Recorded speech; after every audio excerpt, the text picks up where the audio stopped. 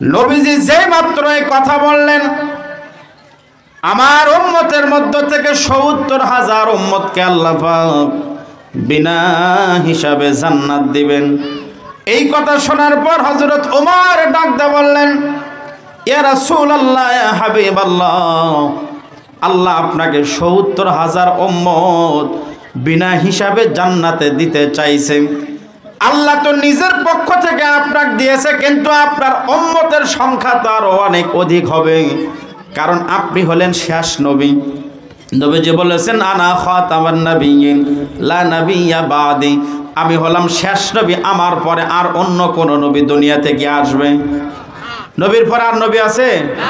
নবীর পরে নবী নাই। মানতে রাজি তো? আমরা রাজি আছেন না আপনারা?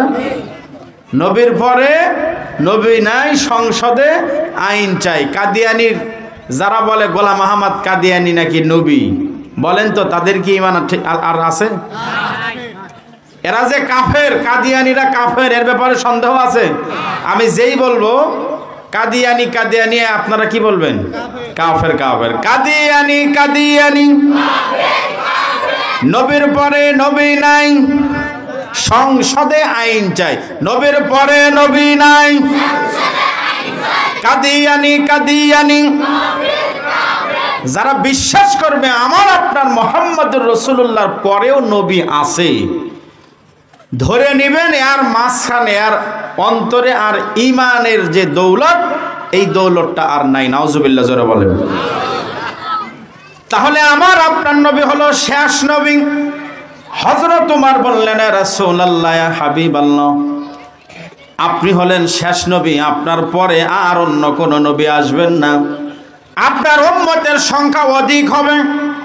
এই কারণে আপনি আল্লাহর কাছে দরখাস্ত করেন, আল্লাহ যাতে আপনার বিনা হিসাবে উম্মতের সংখ্যা আরো বাড়ায় দেয়। সুবহানাল্লাহ বলেন। হাসরের ময়দানে সারা পৃথিবীতে যতগুলা মানুষকে আল্লাহ পাক দুনিয়ায় পাঠাইছেন, হযরত আদম আলাইহিস সালাম থেকে নিয়ে কিয়ামতের আগ পর্যন্ত যত মানুষ দুনিয়াতে আসবে, সমস্ত মানুষ বিচারের বেলায় হবে ৪ প্রকার। কয় প্রকার? বিচারের বেলায় কয় প্রকার হবে? বাংলাদেশে যে যখন ক্ষমতায় আসে তখন তার সুবিধা মতো বিচার করে, কিন্তু আল্লাহ কি সুবিধা মতো বিচার করবে? কালো মানিক যদি বিচারপতি হয় তাহলে বিচার কেমন হবে বাংলার জনগণ বুঝে গেছে। জোরে বলেন ঠিক কিনা? কারণ কালো মানিক বলেছে আল্লামা সাঈদী ধর্ষণ করেছে, রাজাকার ছিল। যে আল্লামা সাঈদীকে ফাঁসির রায় দিল কালো মানিক, আল্লাহ পাকের ধরা কতটা সুন্দর ধরা। এই কালো মানিকের অবস্থা এমন করলো, বিদেশে ইন্ডিয়াতে পালানোর সময় কালো মানিককে দেখা গেল, যেই লোকটা এতদিন এসি রুমে থাকতো, এসি গাড়িতে চলতো, এত আরামায়েশের জীবনযাপন, আল্লাহর এমন ধরা। আল্লাহ বলেন, ওয়া তুইজ্জু মান তাশা ওয়া তুযিল্লু মান তাশা, আল্লাহ যাকে চায় তাকে সম্মান দেন, আল্লাহ যাকে চায় তাকে বেইজ্জত করেন। কালো মানিকের এত পাওয়ার, কিন্তু দেখা গেল পালানোর সময় জনগণ মিলে তার অন্ডকোষ ফাটিয়ে দিল। জোরে বলেন কথা ঠিক কিনা? আমাদেরও আবেদন হলো, যে ট্রাইব্যুনালে আল্লামা সাঈদীকে ফাঁসির কথা, আল্লামা সাঈদীর ফাঁসির রায় দেওয়া হয়েছিল, ওই ট্রাইব্যুনালে কালো মানিকেরও ফাঁসির রায় হোক। জোরে বলেন কথা ঠিক কিনা? সম্মানিত ভাইয়েরা আমার, একটু মনোযোগ দিয়ে শোনেন। তাহলে হিসাবের বেলায় হাসরের ময়দানে সারা পৃথিবীর মানুষ হবে হলো ৪ প্রকারে বিভক্ত। কয় প্রকার? আল্লাহর সামনে বিচার, আল্লাহর বিচারের মধ্যে কোনো কম বেশ নাই। আল্লাহ হলেন আদেল, ইনসাফগার। যে মাত্র নবীজি বললেন আমার ৭০,০০০ উম্মতকে আল্লাহ পাক বিনা হিসাবে জান্নাত দিবেন, হযরত ওমর বললেন, ইয়া রাসূলুল্লাহ, আপনার সংখ্যা তো উম্মতের অনেক হবে, আপনি আল্লাহর কাছে দরখাস্ত করেন আল্লাহ যাতে আপনার বিনা হিসাবে উম্মতের সংখ্যা আরো বাড়ায় দেয়। সুবহানাল্লাহ, জোরে বলেন। এবার আমার আপনার নবী আল্লাহর কাছে ডাক দিয়ে বললেন, আল্লাহ,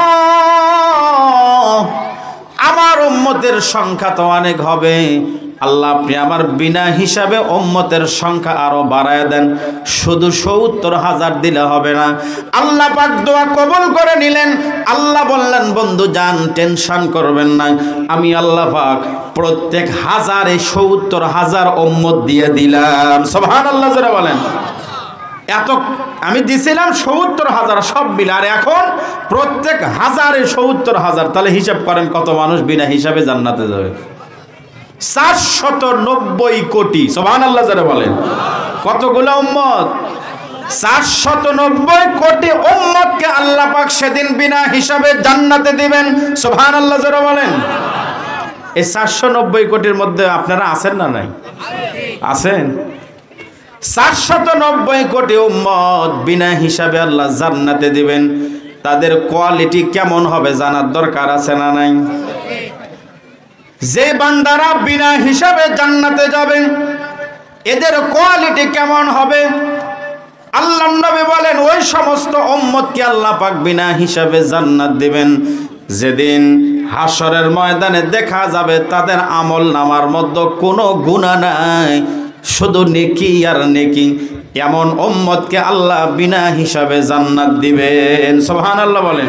যাদের আমল নামায় শুধু নেকি আছে, কি নাই, গুনাহ নাই কোনো, তারা বিনা হিসাবে জান্নাতে যাবে। আচ্ছা বলেন তো, আমাদের নেকি বেশি, আমাদের নেক আমল বেশি না বদ আমল বেশি? আমাদের কোনটা বেশি? নেক আমল। হ্যাঁ, আমরা জানি, কেউ না জানলে আমি জানি আমার জীবনে নেক আমল বেশি না বদ আমল বেশি, এটা তো আমি জানি। দুনিয়ার কেউ না জানলে, আমার বউ না জানলেও, আমার বাচ্চা না জানলেও, আমার বাবা মাও যদি না জানে, আমি জানি আমি কি নেক আমল বেশি করছি না বদ আমল বেশি করছি। জোরে বলেন ঠিক কিনা? এই কারণে আমি আর আপনি যদি আল্লাহর কাছ থেকে তওবা করে নিয়ে, নবীজি বলেছেন, আত্তাইবু মিনাজ যামবি কামাল্লা যামবা লাহু, যদি তোমরা গুনাহ থেকে যদি কেউ গুনাহ থেকে কেউ ফেরত আসে, আল্লাহ রাব্বুল আলামিন তার গুনাহটাকে এমনভাবে মিশে দেয় সে লোকটা যেন কোনো গুনাহই করে নাই। সুবহানাল্লাহ বলেন। সাহাবায়ে কেরামদের মতন তওবা করতে আমরা যদি পারি, কিন্তু আজকে আমরা তওবা যখন করার দরকার তখন করি না। ৯০ বছর বয়স হওয়ার পর আল্লাহর কাছে বলে, আল্লাহ আমি আর জীবনেও কোনোদিন জেনা করব না। আল্লাহ, কয় বছর বয়সে আল্লাহর কাছে তওবা? ৯০ বছরে। আল্লাহ কয়, তুই জেনা করবো কেমনে রে? তুই পেশাব করবার গেলে লুঙ্গি মাখাস, তোর আর শক্তি আছে? ৯০ বছর বয়স হওয়ার পরে বলে, আল্লাহ আমি আর চুরি করব না। শক্তি আছে চুরি করার? ডাকাতি করব না, শক্তি তো নাই। আল্লাহ বলে, তোর গুনাহ ক্ষমা হবে না। এই জন্য গুনাহ মাফ করার জন্য 4টে শর্ত। এর মধ্যে একটা শর্ত হলো, আপনি যখন যে গুনাহ থেকে ফেরত আসবেন, ওই গুনাহ করার শক্তি থাকাকালীন সময় আপনার গুনাহ থেকে কি করতে হবে? ফেরত আসতে হবে। যতদিন চেয়ারম্যান ছিল ততদিন পর্যন্ত গরিবের চাল খায়, তেল খায়, গম খায়, ডাল খায়, যা আসে সব মেরে খায়। একটা সামান্য একটা সিগনেচার নেবার গেল ঘুষ নেয়। কিন্তু যেই মাত্র চেয়ারম্যানের পদ চলে গেছে, মেম্বারের পদ চলে গেছে, এমপির চেয়ার চলে গেছে, একবারে মসজিদের সামনের কাতারে যা বসে আছে, সাদা টুপি, সাদা জুব্বা, সাদা মোজা, সবই সাদা, মনে হচ্ছে জিব্রাইলের খালু। এইরকম ঢপ ধরে একবারে মসজিদের সামনে বসা। আল্লাহ বলতেছে, আল্লাহ আমি আর জীবনও কোনোদিন তেল মেরে খাবো না গরিবের, আর চাল মেরে খাবো না। আল্লাহ আমি আর কোনোদিন ওই ব্রিজের ওই কালভার্টের রড মেরে খাবো না। আল্লাহ বলে, তুই খাবো কেমনে? তোর তো আর ক্ষমতাই নাই। জোরে বলেন কথা ঠিক কিনা? এজন্য আল্লাহর কাছ থেকে তওবা করা লাগবে কখন? যখন ওই গুনাহ করার শক্তি আপনার শরীরে আছে, আপনার সব শেষ, এখন আপনি তওবা করবে যাচ্ছেন। হাসিনাও চাছিল, মানছেন আপনারা? তোর তওবার আর দরকার নাই। জোরে বলেন কথা ঠিক কিনা? আবার আসবে চাচ্ছে, আমরা আর কি আসতে দিব? কি বলতেছে, আমি পাশে আছি, চট করে ঢুকে পড়বো। আপনারা কি মানবেন? আর কেউ 15 বছর মানছেন, এখন আর মানবেন? আর মানার সুযোগ আছে? কারণ ওই সময় মতো তওবা করেনি। জোরে বলেন কথা ঠিক কিনা? আমি এই জন্য অনেক জায়গায় বলি, ববু আহিবা তুমি আইবা গো, সেই দিন আইসা ববু ক্ষমতা পাইবা না। যারা বলেন ঠিক কিনা? ববু আহিবা তুমি আইবা গো, সেই দিন আইসা বুবু ক্ষমতা পাইবাহানা। খোঁজ নাই বুবু কাদের কাকার, অবস্থা ভালো না দরবেশ বাবার। হাউন আঙ্কেল এখন সামনেও আসে না। যারা বলেন কথা ঠিক কিনা? নেতা কর্মী সব জেলের ভিতর, আমি আছি ডরের ওপর। কখন জানি আসে গ্রেফতারি পরোয়ানা। ববু আহিবা তুমি আইবা গো, সেই দিন আইসা ববু ক্ষমতা পাইবা না। যারা বলেন ঠিক কিনা? এজন্য সময় মতো তওবা করলে ক্ষমতা হয়তো পাওয়ার সম্ভাবনা ছিল, কিন্তু সময় পার হয়ে গেছে। এখন যতই ক্ষমা চাও আর কাজ হবে না। চট করে আসবা, ফট করে ধরে আয়না ঘরে ঢুকবা। জোরে বলেন কথা ঠিক কিনা? একটা তাকবীর দেন, লিল্লাহি তাকবীর। এই জন্য আমি আর আপনি যদি জান্নাতে যাইতে চাই, বিনা হিসাবে যদি জান্নাতে যাইতে চাই, প্রথম নাম্বার শর্ত হলো আমল নামায় কোনো ভেজাল থাকা যাবে না। আল্লাহ রাব্বুল আলামিন বলেন সূরা কাহফের মধ্যে, ইন্নাল্লাযীনা আমানু ওয়া আমিলুস সালিহাত কানাত লাহুম জান্নাতুল ফিরদাউসি নুজুলা। আল্লাহু আকবার বলেন। আল্লাহ রাব্বুল আলামিন বলেন, যারা দুনিয়া থেকে দুইটা জিনিস নিয়ে যারা কবরের বাড়িতে আসতে পারবে, আমি আল্লাহ পাক তাদেরকে জান্নাতুল ফিরদাউসের মেহমান বানায় দিব। সুবহানাল্লাহ বলেন। কবরে কয়টা জিনিস নিয়ে যাবেন? গাড়ি বাড়ি নিয়ে যাওয়ার সম্ভাবনা আছে? 5 তলা বাড়ি, BMW গাড়ি, কত সম্পদ, 100 বিঘা জমির মালিক।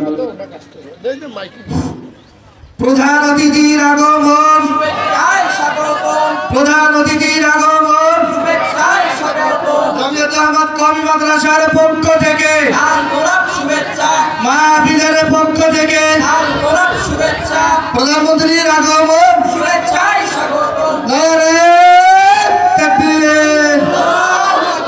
নারে তাকবীর। আমি প্রধান অতিথিকে তার আসন অলঙ্কৃত করার জন্য বিশেষভাবে অনুরোধ করছি। হয়ে গেছে, শুরু করে দেন হুজুর আপনি। আল্লাহ রাব্বুল আলামিন বলেন, এই দুনিয়ার মধ্য থেকে দুইটা জিনিস নিয়ে যারা কবরের বাড়িতে আসতে পারবে, আমি আল্লাহ পাক তাদের কবরটা জান্নাতের, তাদেরকে জান্নাতুল ফেরদাউসের মেহমান বানায় দেব। 1 নাম্বার হলো ঈমান, 2 নাম্বার হলো আমল। 1 নাম্বারের নাম কি? ঈমান। 2 নাম্বার কোন জিনিস নিয়ে যাওয়া লাগবে? 2 নাম্বার হলো আমল। কিন্তু আজকে আমাদের এলাকার মধ্যে আজকে যেমন গরু ছাগলের হাট আছে, গরু ছাগল বিক্রি করার হাট আছে আপনাদের? বছরে বছরে সপ্তাহে সপ্তাহে হাট লাগে না? বাংলাদেশে সপ্তাহে সপ্তাহে মাসে মাসে যেমন গরু ছাগলের হাট লাগে, এই 15 বছর আমরা দেখেছি 5 বছর পর পর ঈমান বিক্রি করার মুসলমানদের একটা হাট লাগতো। যারা বলেন ঠিক কিনা? ভোটের সময় আসলে 500 টাকা দিয়া এলাকার চোরেক মানুষ ভোট দিত। যারা বলেন ঠিক কিনা?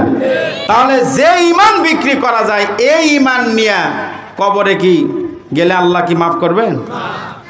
এই জন্য ঈমান কেমন হওয়া লাগবে একটু মনোযোগ দিয়ে শোনেন। আল্লাহর নবীর একজন সাহাবী, নাম হলো তার আব্দুল্লাহ ইবনে হুযাফা। কি নাম একটু জোরে বলেন? আব্দুল্লাহ ইবনে হুযাফা আল্লাহর নবীর একজন প্রিয় সাহাবী। হযরত ওমর রাদিয়াল্লাহু তাআলা আনহুর জামানায় আব্দুল্লাহ ইবনে হুযাফাকে দলের নেতা বানায়া, আমির বানায়া রোম সম্রাটের বিরুদ্ধে যুদ্ধ করার জন্য পাঠানো হলো। রোম সম্রাট যখন শুনেছে মুসলমান আমার বিরুদ্ধে যুদ্ধ করার জন্য আসছে, এই সংবাদ পাওয়ার পর আব্দুল্লাহ ইবনে হুযাফা রওনা করেছে যুদ্ধে।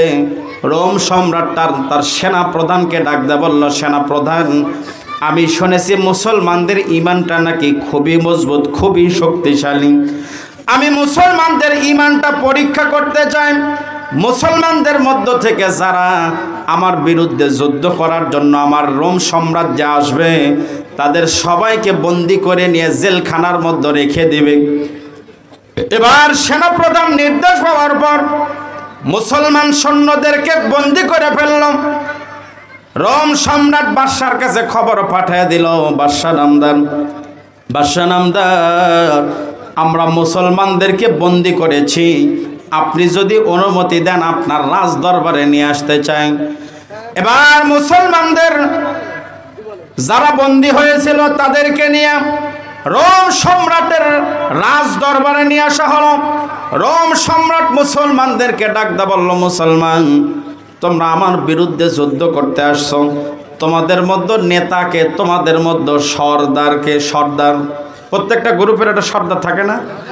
দেখবেন যে গ্রুপের লোক খারাপ ওই গ্রুপের যাই নেতা হয় এই সবচাইতে বেশি খারাপ হয়, আর যে গ্রুপের লোক ভালো ওই গ্রুপের যিনি নেতা হয় উনি সমস্ত মানুষ 20 জন মিলা যা ভালো উনি একাই সেই পরিমাণ ভালো হয়। জোরে বলেন কথা ঠিক কিনা? এবার মুসলমানদের মধ্য থেকে দাঁড়ায় গেল আব্দুল্লাহ ইবনে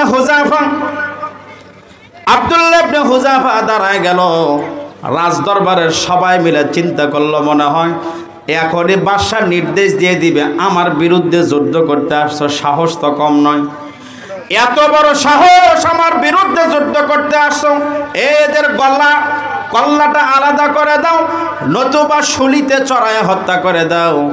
সবাই মনে করছে মনে হয় বিষয়টা এমন হবে, কিন্তু বাদশা শুলিতেও চড়ানোর নির্দেশ দিল না, কল্লাটাও আলাদা করার নির্দেশ দিল না। বাদশা বলল, আব্দুল্লাহ ইবনে হুযাফা আমার কাছে আসো, আমার পাশে এসে বসে পড়ো। রাজ দরবারের সবাই তাকা আছে, কি ব্যাপার? বাদশার তো মেজাজ গরম হওয়ার কথা, কিন্তু বাদশা তার মেজাজটা গরম না করে, বাদশার কি মাথা খারাপ হয়ে গেল নাকি? বাদশা কেন তাকে কাছে ডেকে নিল? আব্দুল্লাহ ইবনে হুযাফাকে কাছে ডেকে নিয়ে বসলেন। আর এবার বাদশা ডাকতে বলল, আব্দুল্লাহ আমি তোমার চেহারা দেখার পর তোমার প্রতি আমার অটোমেটিক একটা ভালোবাসা তৈরি হয়ে গেছে। আমি চাই তোমার উপর তোমার যে ভালোবাসা আমার অন্তরে জায়গা পেয়েছে, আমি চাই তোমার আর আমার এই ভালোবাসাটা আরো গভীর হোক। তবে মাঝখানের একটা সমস্যা হলো, তুমি হচ্ছ মুসলমান আর আমি হচ্ছি খ্রিস্টান। আমি চাই তুমি যদি তোমার মুসলমানের ধর্ম বাদ দিয়া আমার খ্রিস্টান ধর্ম তুমি যদি মেনে নাও, তাহলে তোমার একটা দুইটা অফার নয়, তোমার জন্য বড় বড় 3টা অফার রয়েছে। কয়টা অফার জোরে বলেন? কয়টা অফার? তুমি যদি শুধুমাত্র মুসলমানের ধর্ম বাদ দিয়ে খ্রিস্টান ধর্ম মানতে পারো, 3টা অফারের মধ্যে 1 নাম্বার অফার হলো তোমার আর জেলখানার মধ্যে বন্দি থাকা লাগবে না, জেলখানা থেকে তোমাকে মুক্ত করা হবে। এইটা হলো 1 নাম্বার অফার। এটা হলো কয় নাম্বার অফার? 1 নাম্বার অফার, জেলখানা থেকে কি করা হবে? মুক্ত করা হবে। 2 নাম্বার অফার হলো তোমরা যে রোম সাম্রাজ্যের আমার বিরুদ্ধে যুদ্ধ করতে আসছো, যে দেশের বিরুদ্ধে, এই দেশের অর্ধেক মালিকানা আমি তোমার হাতে দিয়ে দিব। এই দেশের অর্ধেক মালিকানা যাবে তোমার হাতে আর অর্ধেক আমার হাতে। এটা হলো 2 নাম্বার প্রস্তাব। 3 নাম্বার প্রস্তাব হলো তুমি যদি খ্রিস্টান ধর্ম মেনে নাও, তাহলে 3 নাম্বার প্রস্তাব হলো তুমি মুসলমান থেকে খ্রিস্টান হওয়ার কারণে তোমার আর মুসলমানদের কাছে যাওয়াটা খুব একটা তোমার জন্য নিরাপদ হবে না। এই কারণে তোমার আর মুসলমানদের কাছে যাওয়া লাগবে না, তুমি খ্রিস্টান হইবা। আমার একটা সুন্দরী যুবতী রমণী মেয়ে আছে, ওই মেয়ে দিয়ে তোমাক বিয়ে দিয়ে জামাই বানায় রাখতে চাই। তাহলে বলেন তো 3টা প্রস্তাব ভালো না খারাপ? দামি প্রস্তাব না? খুবই দামি প্রস্তাব। 1 নাম্বার প্রস্তাব হলো জেলখানা থেকে মুক্ত, 2 নাম্বার প্রস্তাব হলো অর্ধেক দেশের মালিকানা, আর 3 নাম্বার প্রস্তাব হলো মেয়ে দিয়ে বিয়ে দেওয়া। 3টা প্রস্তাবে ভালো। আমি আর আপনি যদি এমন প্রস্তাব পাইতাম, বলেন তো কি করতাম? খুশিতে বগল বাজাতাম। জোরে বলেন ঠিক কিনা? আরে বাদশার বিটিক দিয়ে বিয়ে, সোজা কথা নাকি? আবার অর্ধেক দেশের মালিকানা। আরে ভাই, অর্ধেক দেশের মালিকানা পাইলে কি বলেন তো ক্ষমতা কম হয় না বেশি হয়? আমাদের এলাকার যা ইউনিয়নের একজন আওয়ামী লীগের লোক, ইউনিয়নের, আমি যে ইউনিয়নে বসবাস করি, এক ইউনিয়নের সেক্রেটারি আমাকে মাঝে মধ্যে বলতো, হুজুর এই এলাকায় চলতে হলে আমাকে সালাম দিয়ে চলা লাগবে। কি ক্ষমতা! এক ইউনিয়নের নেতা হয়ে আমাকে সালাম দেওয়া লাগবে। এক সাধারণ একজন সদস্য হওয়ার পরে দেখবেন এলাকার কোনো হোটেলে খাইলে বিল দেয় না। যারা বলেন কথা ঠিক কিনা? এটা ছাত্রলীগের কথা বলতেছি, যাদেরকে কিছুদিন আগে নিষিদ্ধ করা হলো। এরা গাড়ি চললে ভাড়া দিচ্ছিল না, বোর্ডিংয়ে খাইলে বিল পরিশোধ করতো না। আজকে আছে আছে না পালাইছে? এত গরম, সামান্য একটা নেতা হয়ে গেলে এলাকার মানুষের চাষটালে গিয়ে চা খায় বিল দেওয়া লাগে না, হোটেল খায় বিল দেওয়া লাগে না, ভ্যানে তুটলে ভাড়া দেওয়া লাগে না। যদি কয় ভাই ভাড়া কো, ভাই চা খেলেন বিল কো, তখন কয় আমাকে চিনিস, আমি এমপি সাহেবের লোক। জোরে বলেন কথা ঠিক কিনা? আজকে ছাত্রলীগ হারিয়ে গেছে, কিন্তু তাদের নামগুলো এখনো বাকির খাতায় রয়ে গেছে। জোরে বলেন ঠিক কিনা? সম্মানিত ভাইরা আমার, আব্দুল্লাহ ইবনে হুযাফার 3টা প্রস্তাব দেওয়ার পর আব্দুল্লাহ ইবনে হুযাফার শরীরটা রাগে থরথর করে কাঁপতেছে। আব্দুল্লাহ ইবনে হুযাফা চেয়ার থেকে দাঁড়ায় গেলেন, চোখ দুইটা রক্তের মতন লাল হয়ে গেছে। রাগের স্বরে রোম সম্রাটকে ডাকতে বললেন, ইয়া কালবার রোম, আল্লাহু আকবার বলেন। হে রোমের কুকুর, শুনে রাখ, শুনে রাখ, শুধুমাত্র তোর দেশের অর্ধেক মালিকানা কেন, আমার যদি সারা পৃথিবীর রাজত্ব যদি আমার হাতে দেওয়া হয়, আর বিনিময়ে যদি আমার কাছ থেকে ঈমানটা চাওয়া হয়, আমি আব্দুল্লাহ বলে দিলাম আমি 1 সেকেন্ডের জন্য সারা পৃথিবী পাওয়ার পরেও 1 সেকেন্ডের জন্য বেঈমান হব না। সুবহানাল্লাহ জোরে বলেন। আর মাত্র তোমার রোম সাম্রাজ্যের অর্ধেক মালিকানা দিয়ে আমার কাছ থেকে ঈমান চাও, যদি আপনার সবচাইতে পছন্দনীয় বস্তু আমি আপনার থেকে নিতে চাই, আর আপনার অপছন্দনীয় জিনিস আপনাকে আমি দিতে চাই, আপনি কি দিবেন? তাহলে মুসলমানদের সবচাইতে পছন্দনীয় জিনিসের নাম কি জোরে বলেন? ঈমান। আজকে আমরা ঈমান আছে না নাই তাই বুঝি না। ঈমান আছে কি না এটা আমরা বুঝি। বলতে পারেন হুজুর কেমনে বুঝে? বোঝা যায়, শরীরের মধ্যে জ্বর হলে মাপা যায় না, ডায়াবেটিক্স নিজে নিজে মাপা যায় না, প্রেশার নিজে নিজে মাপা যায়, ঈমানকেও পরীক্ষা করা যায়। যখন দেখবেন ভালো কাজ করতে আপনার ভালো লাগে, খারাপ কাজ করতে খারাপ লাগে, তখন ধরে নেবেন আপনার অন্তরে ঈমান আছে। আর যখন দেখবেন ভালো কাজ, হুজুরদের দেখলে মনে হয় না মৌলবাদী রে, হুজুরদের দেখলে গাও চুলকায়, মৌলবাদী মনে হয়, জঙ্গিবাদী মনে হয়, তখন ধরে নেবেন আপনার ঈমান চলে গেছে ইন্ডিয়ার দিল্লিতে। জোরে বলেন কথা ঠিক কিনা? আব্দুল্লাহ ইবনে হুযাফা ডাকতে বললাম, শুধুমাত্র রোম সাম্রাজ্য কেন, সারা পৃথিবীটাও যদি আমার নামে দেওয়া হয়, আমি আব্দুল্লাহ ইবনে হুযাফা মুসলমানের খাতার থেকে নাম কাটতে পারবো না। বাদশা বলল, লোক দিলাম, কাজ হলো না, এবার একটু কষ্ট দেওয়া লাগবে, তাহলে ঠিক হবে, দেখি তোমার ঈমানের কেমন পাওয়ার। আব্দুল্লাহ ইবনে হুযাফাকে আবার জেলখানার মধ্যে বন্দী করে দেওয়া হলো।